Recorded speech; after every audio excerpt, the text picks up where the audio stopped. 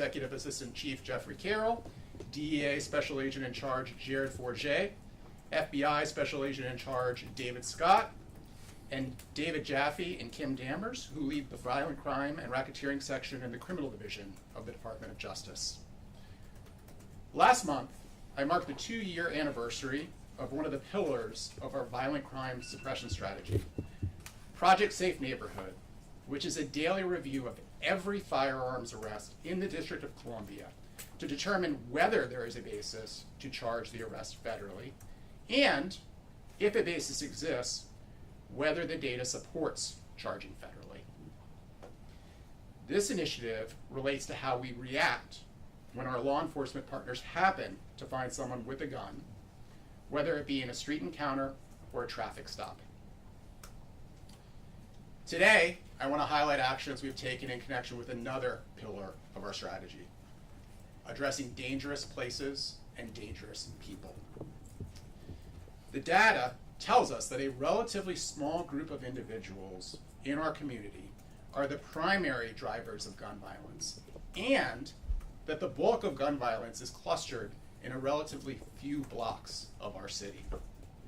For years, we and our law enforcement partners have been focused on developing effective strategies for how we can best build cases against the relatively few individuals who are driving violence in our community, because we know that proactively removing them from our community is one of the most significant things we can do from a prosecutorial perspective in terms of influencing violent crime trends.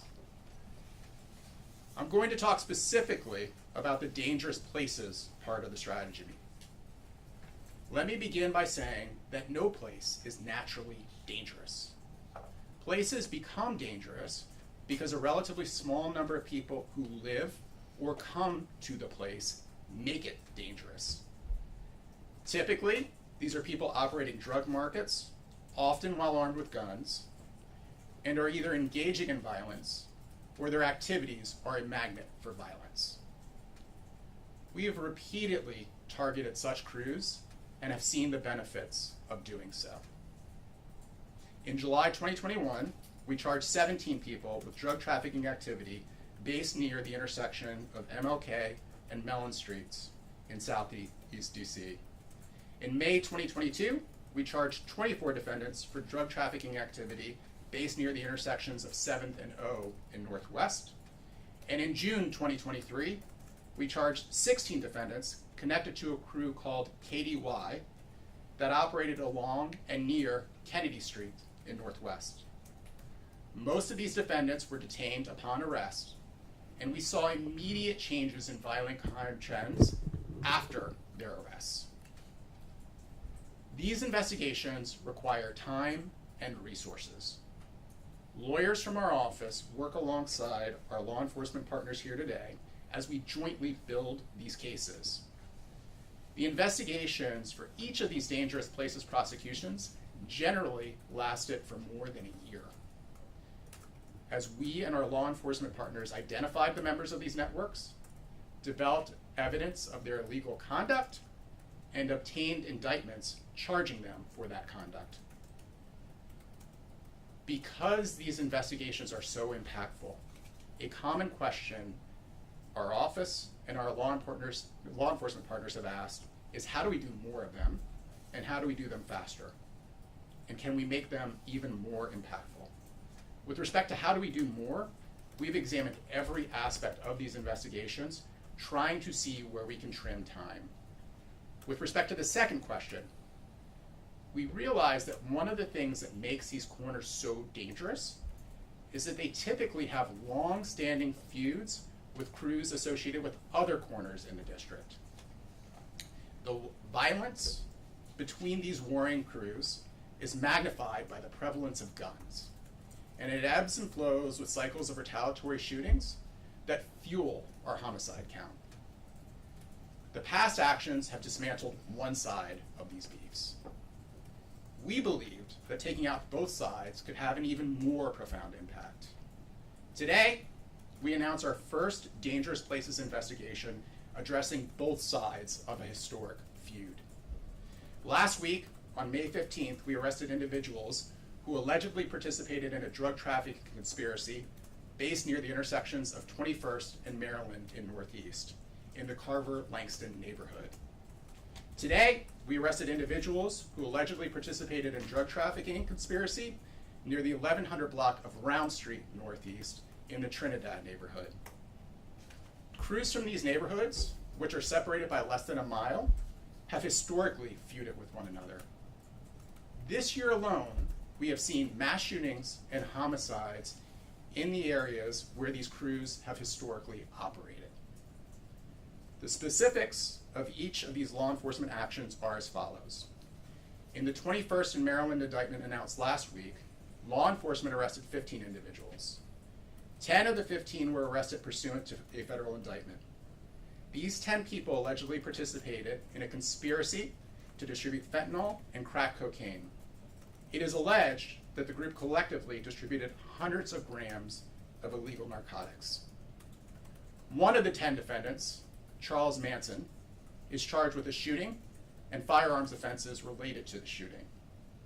Another of the defendants, Damian Jenkins, is charged with facilitating that shooting. The other 5 people arrested last week were arrested as a result of evidence found during searches executed in connection with the federal indictment. 2 of them have been charged federally, 2 have been charged in Superior Court, and 1 has been referred to the DC Office of Attorney General for prosecution. The evidence recovered on the day of arrest last week includes 20 guns, ammunition feeding devices, more than 150 cartridges of ammunition, $23,000 in cash, and significant quantities of drugs, including suspected fentanyl, heroin, cocaine, marijuana, and liquid PCP. In the Round Street investigations announced today, the operation remains ongoing, but as of this hour, law enforcement has in custody 9 individuals. 5 of the 9 have been charged by federal indictment. 3 allegedly participated in a conspiracy to distribute fentanyl, fentanyl analog, crack, and heroin. It is alleged that the group collectively distributed hundreds of grams of illegal narcotics, and the 2 others were charged in a second federal indictment in connection with this investigation as part of a separate federal indictment on fentanyl and firearms counts. 3 of the indicted defendants were charged specifically with illegal firearms accounts. 4 additional individuals were arrested this morning on a probable cause basis as a result of evidence found during searches executed in connection with these federal indictments. So far, the evidence recovered includes 15 firearms, large amounts of ammunition, roughly $126,000 in cash, and suspected quantities of drugs, including suspected cocaine, methamphetamine, fentanyl, and xylazine. We completed each of these investigations in under a year. An important part of the story of how we got to today's results is our colleagues at Maine Justice. As you know, the Attorney General directed more resources to the District of Columbia to combat violent crime. As part of the direction, members of the Violent Crime and Racketeering section agreed to join our Round Street investigations so that we could do more with more and get both these cases charged before the summer months. And they will be full partners on these Round Street prosecutions going forward. We are incredibly appreciative for their partnership. I would like to say 3 things to the people who are making our dangerous places so dangerous. 1, our investigation continues in both Trinidad and Carver-Langston. Anyone who conspired with the individuals arrested should understand that, and anyone considering stepping into their shoes should look forward to getting prosecuted alongside the current defendants. 2, we know that crews in other parts of the district have conspired with crews based in both Trinidad and Carver-Langston and have helped to fuel the violence in those communities. Those crews are also under investigation. Some members of these crews have already been arrested, and others will follow. 3, we have multiple ongoing dangerous places investigations.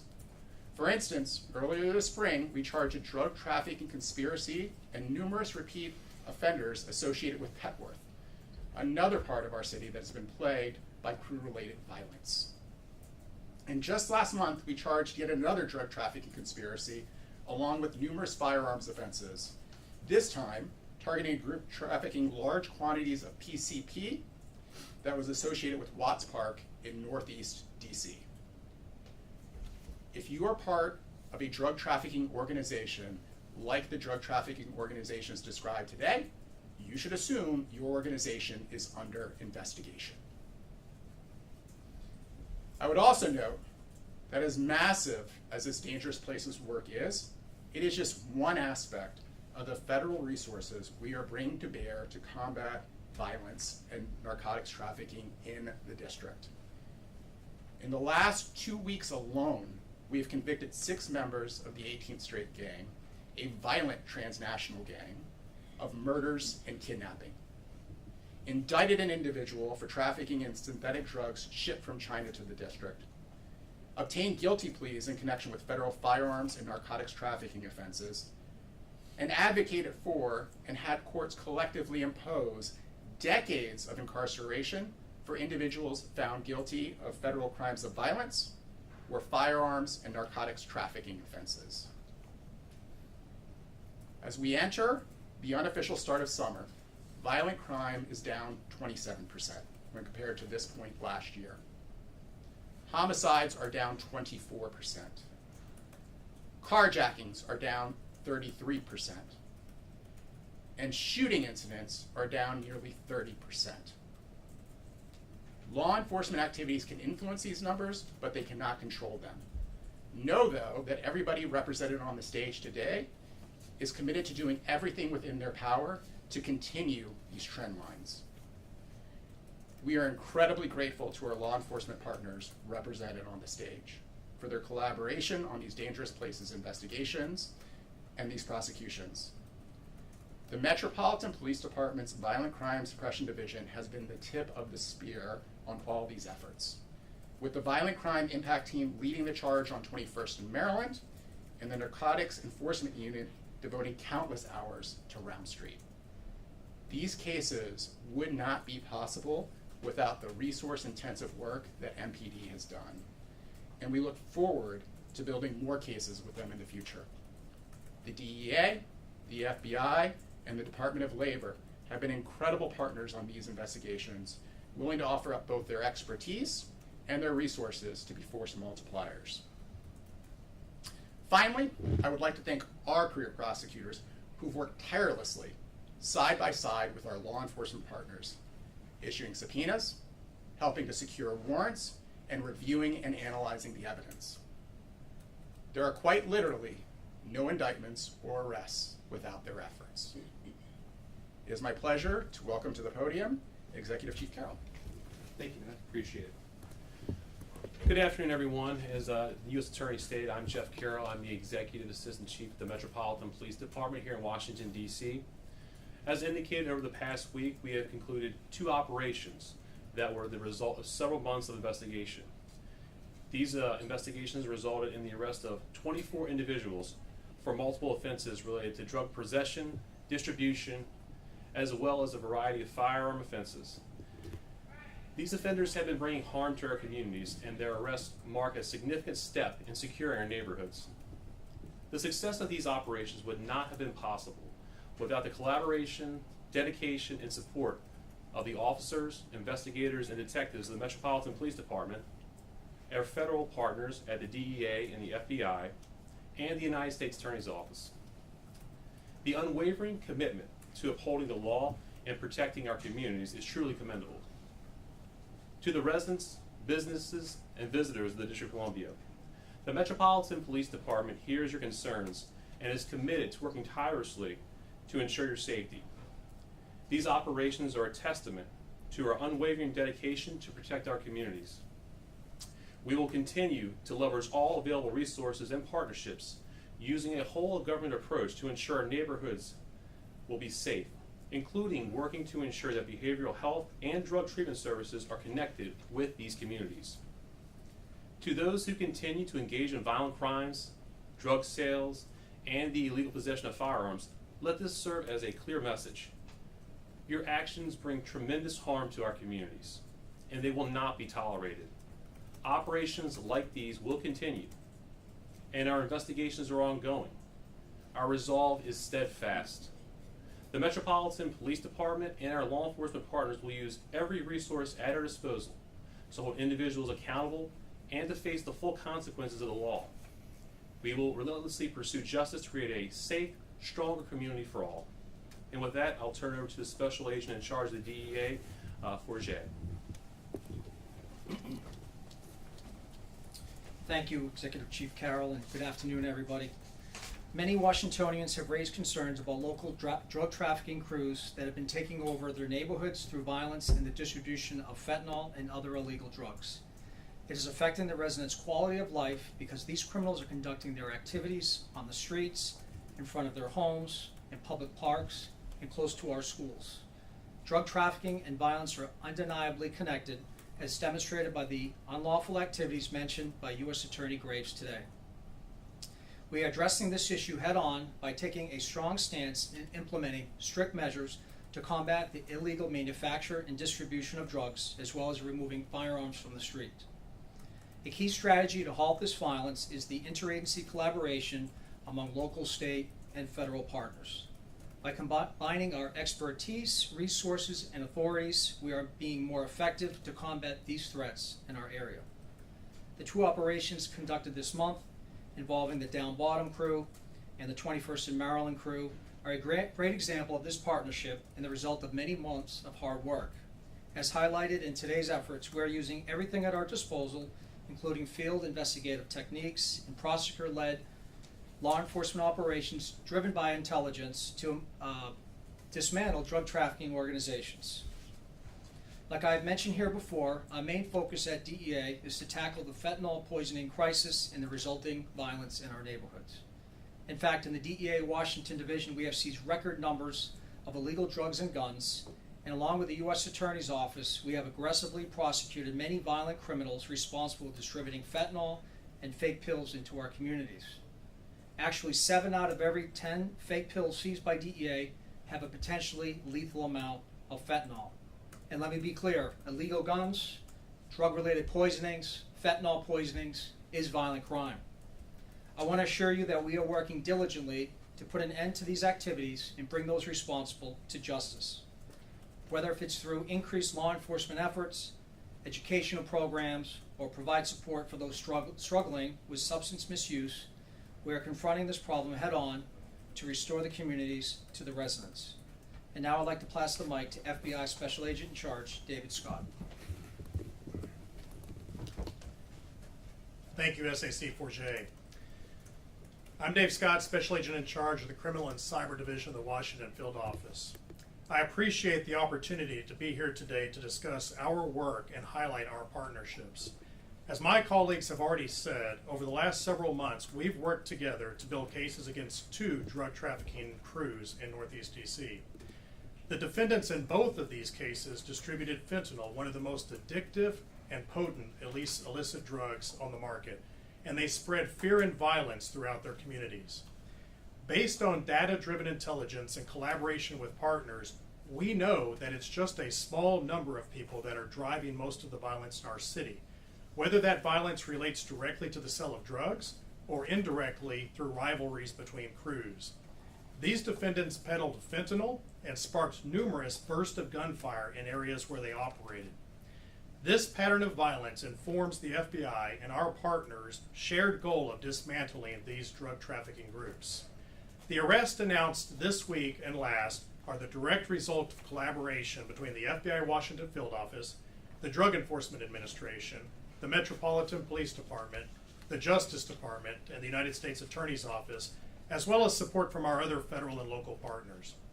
While we have targeted other blocks plagued by gun violence before, this is the first time we've simultaneously targeted 2 rival crews separated by less than a mile in back-to-back takedowns. The partnerships among these agencies represented here are stronger than the illicit ties connecting these defendants. The FBI and our partners will continue to fight violent crime together to protect everyone who lives here, works here, and comes to visit. Thank you.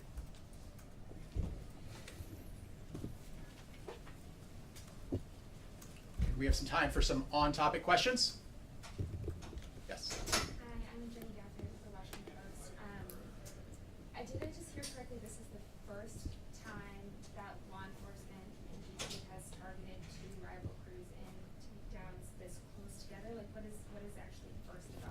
Yes, it's the simultaneous nature of it. I've gone through and outlined a number of the other neighborhood-based investigations we've had before. That has been one side of the equation. This is both sides of the equation at the same time. Why wasn't this done before? So the model has been relatively new, and we've been building it out. Each of these investigations have improved on another.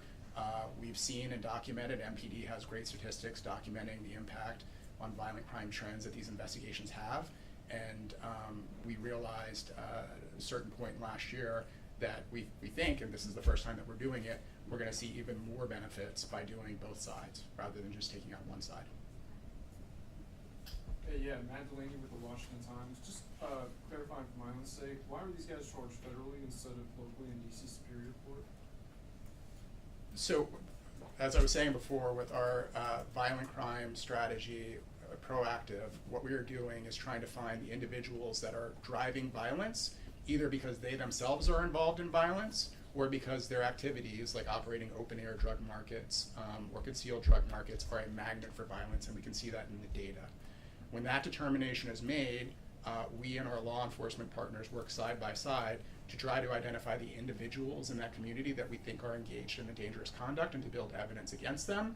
Because we are proactively working together, the evidence we typically build lends itself to federal charges. And just a quick follow-up, you said you're still investigating the Carver and Langston. Do you suspect there are more co-conspirators involved in that? Both Carver, Langston, and Trinidad, the investigations remain ongoing. If you look at these investigations historically, there were a certain number of people arrested that were announced at the time of the press conference or the press release, and there are usually more people who are arrested later, either in those neighborhoods or in other neighborhoods because of intelligence that we get about coordinated activity.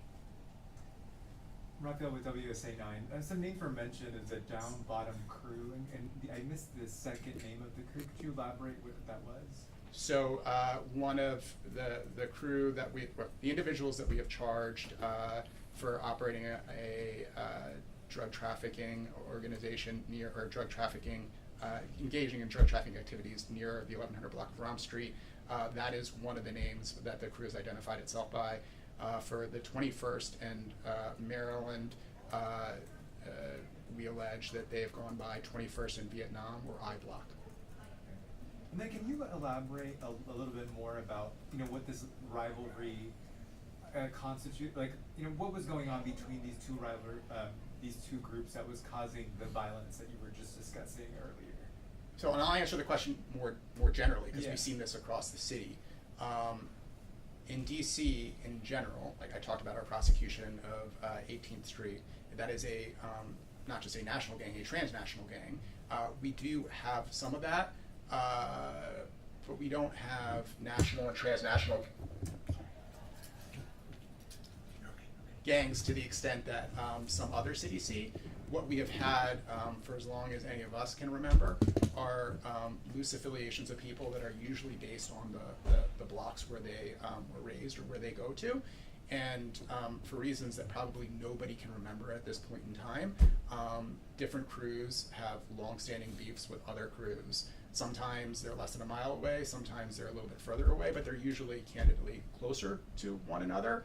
And when something happens in one territory that the people in that territory believe the other crew did, that kicks off a cycle of violence, and you see retaliatory shootings. Which is why, from our perspective, it's so important to take out both sides. But that's what we historically see in the district.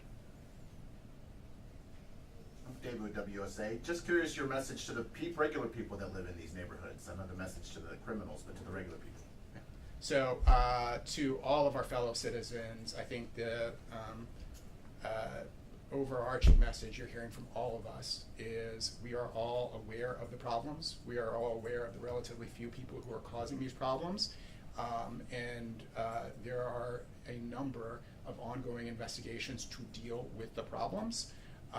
If you did not hear your neighborhood announced today, you should not worry that it is not on our radar. It is very much on our radar, and investigations like this will continue. All right, thank you very much for coming out today. I really appreciate it.